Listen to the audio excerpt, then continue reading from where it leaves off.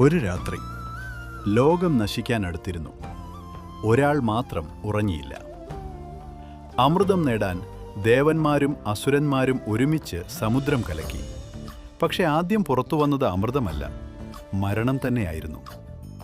ഒരു തുള്ളി പോലും ലോകം നശിപ്പിക്കാൻ മതിയായിരുന്നു.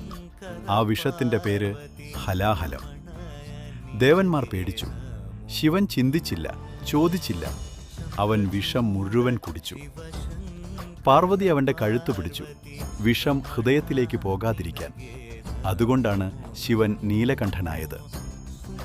ആ രാത്രി ശിവൻ ഉറങ്ങിയില്ല. വേദന സഹിച്ച് ലോകം രക്ഷിച്ചു. അതുകൊണ്ടാണ് നമ്മളും ശിവരാത്രിയിൽ ഉറങ്ങാതിരിക്കുന്നത്.